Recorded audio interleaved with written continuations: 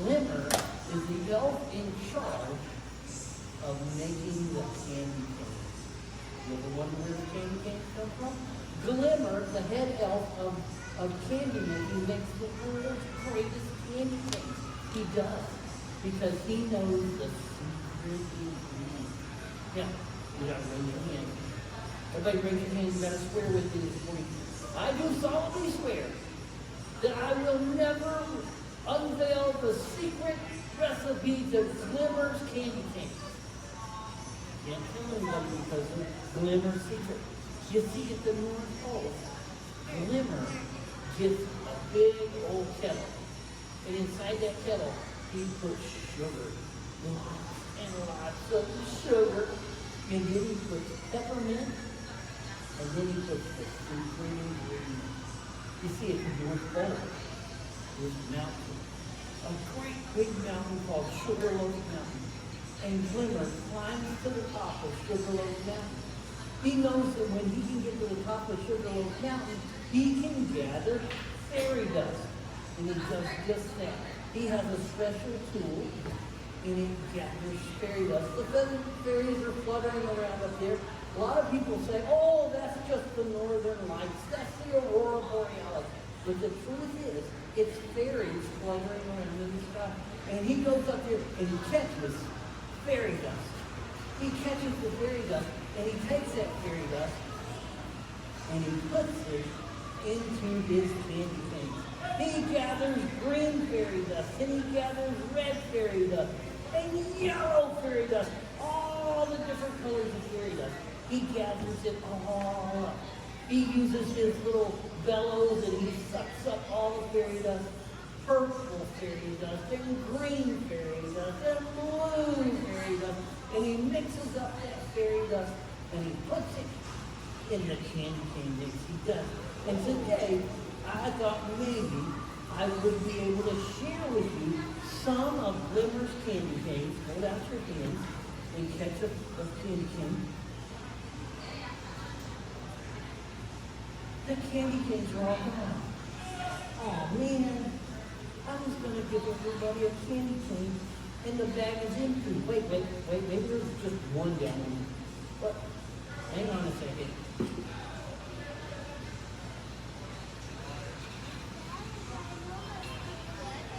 Oh my goodness, Glimmer is known for awesome candy canes, which is a little bit crazy.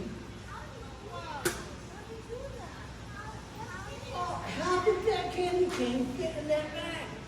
I can't share that. You couldn't even get that in your car, could you?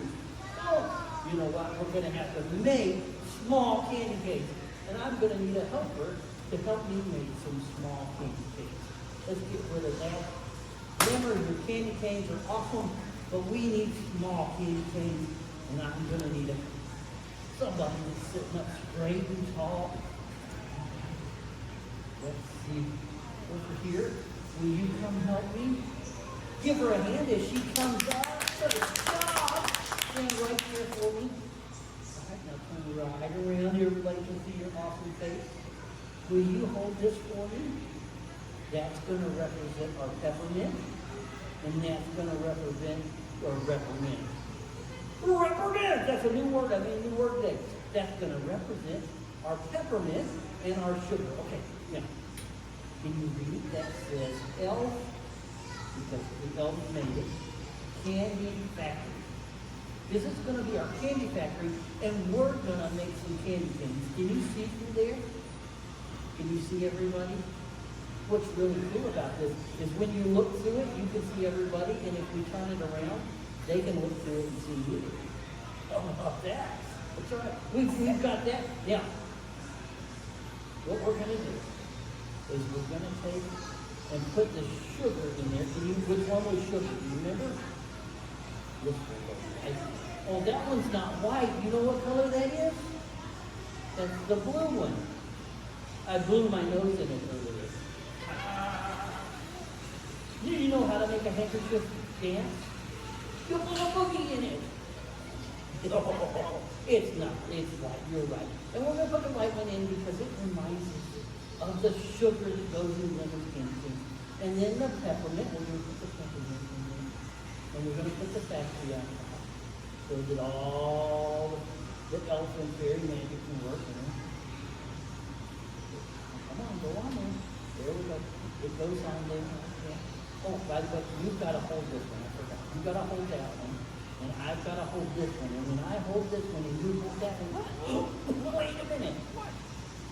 Looky here. You see what I see? Do you see what I see? I see candy canes. You did such a good job. You made candy canes. Give her a great big hand. Good job. Hold out your hand. Hold out your hand. There you go. Give her a hand. And let's come out here. And you get a candy cane. You like Oprah. You get a candy cane. You get a candy cane. There's one for you. And one for you. You're welcome. And one for you. And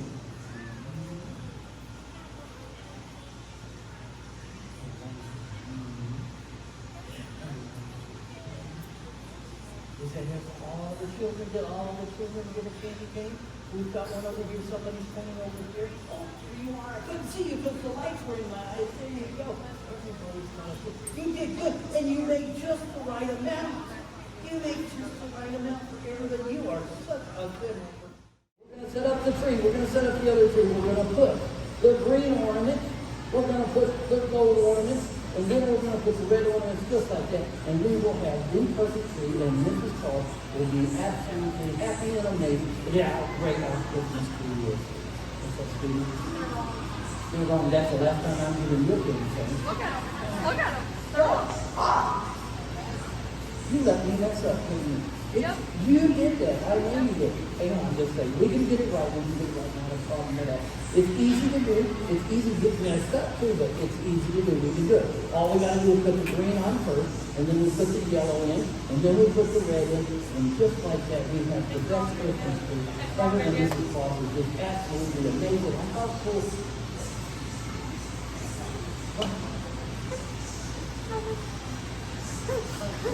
Don't let her play with your kids. That's all right. That's all right. You know, here's what's wrong. Here's what's wrong. I forgot to tell you, these aren't just Christmas bulbs. These are ornery ornaments. This one's being ornery, and we're going to take it, we're going to send it to the North Pole. We're going to put it in a package, and we're going to send it all the way back to the North Pole. And when we send it back to Bernard at the North Pole, he will fix it, and he will send it back to us. So what we're going to do is put it in there. We're going to put the green one on. We're going to put the yellow one in. When Bernard comes the other one back, we will have the perfect Christmas tree. We have a tree at the North Pole that we set up every year. And you know what the very last thing that we put on our tree is? The star. We put a star on top of our tree. Do you have a star on your tree? Some people have an angel. We have a star. But we have a star, and that star is very special. And we keep that star all wrapped up all year long until it's Christmas time, so that it doesn't get broke. You know what? Sometimes your ornaments might get broke, and we don't want our ornaments to get broke. I need another helper. Oh, come on up here.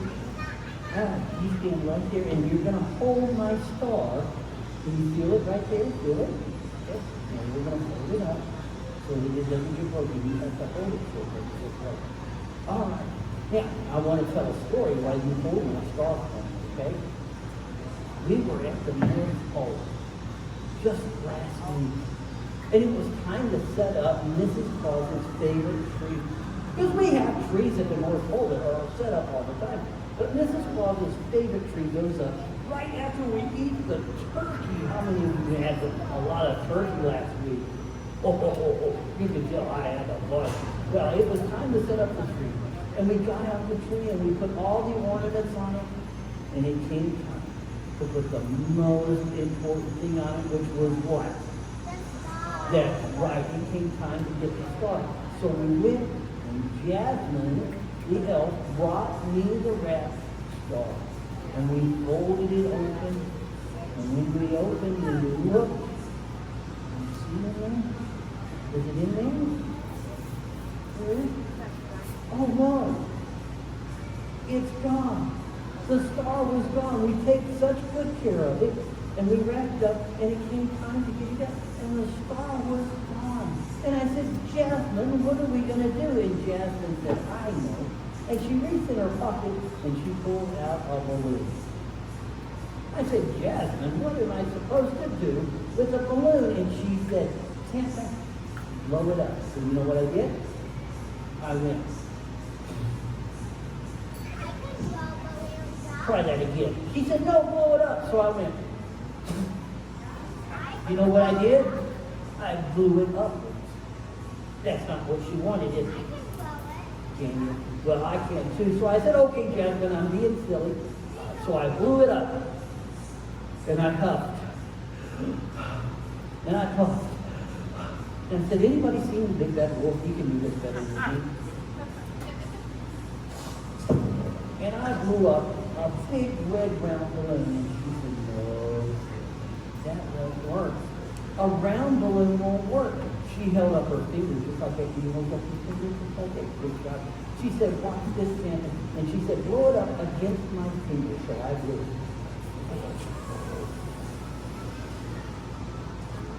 And that round balloon became what? A heart. Jasmine said, Santa, you need to know, if you don't already know, that Christmas is about the heart. It's about the love that we have for each other and sharing that love. So if you'll put that at the top of the tree, you put love very first, then it's the most important thing. So we took that heart and we climbed to the top of the tree and we placed that heart right at the top of the tree to show that love is what it's all about. And when the tree lit up, everybody saw that heart and knew that love is our guiding star. Give our helper a great big hand. Good job. It says, once upon a time, on a snowy Christmas Eve, in the heart of a cozy twinkling village, way up in the north, they lived a special little bunny named Peppermint. Can you see the little bunny? That's Peppermint, the little bunny. It says, Peppermint was no ordinary rabbit. He had snowy white fur, and his fluffy tail resembled cotton candy. You like cotton candy? Oh, I like any kind of candy. It says, Peppermint had a dream that was quite unique for a bunny. He wanted to be Santa's helper. And every year he would hop around the village, watching elves prepare gifts and watching Santa and his reindeer take off on their magical journeys. Feeling left out and unseen, Peppermint wished that he could join them. Have you ever felt left out? When everybody else seems to be playing a game and maybe they're not playing with you, and you feel a little left out, maybe you feel unseen, Peppermint felt unseen. One magic Christmas, something extraordinary happened.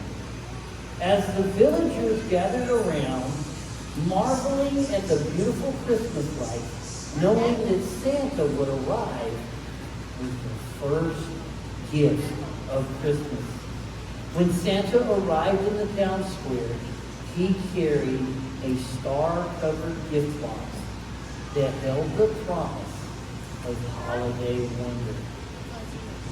Any of you see a yellow gift box anywhere? It might be covered with stars. Let's see what happened. It says Peppermint was there as well as everyone. And they all stared in amazement as Santa opened the box. I've got to open the box. Let's see what's in the box. All right, the box is open. Let's see what it says. It says everybody gasped in awe. And said, ooh, can you say ooh? Ah. As they looked in the box, it was so awesome. What's in the box? Nothing. Did anybody see what was in the box? The box was empty. Everybody was amazed that Santa would bring an empty box. Let's see what happened. It says Santa smiled and closed the box. I get to close the box. It says he closed the box. And with a twinkle in my eye and a wave of my hand, Peppermint's world went black, as if someone had turned out the light. But then a bright light filled his vision as Santa reached into the empty box. And to everyone's amazement, there was the little white rabbit, Peppermint the Snow Bunny. It was none other than Peppermint the Snow Bunny. After all the time of feeling unseen, Peppermint realized that Santa had seen him all along. With a twinkle in my eye, I explained that Peppermint was my special guest this year and had been chosen to help me spread holiday cheer.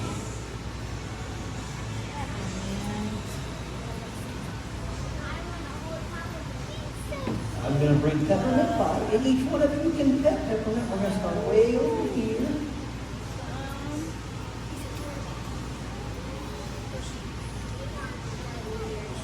This is Peppermint the Snow Bunny, all the way from the North Pole. And he is my special purpose to let you know that even when you feel left out, maybe unseen, know that you are loved. And Santa wants you to help spread Christmas magic.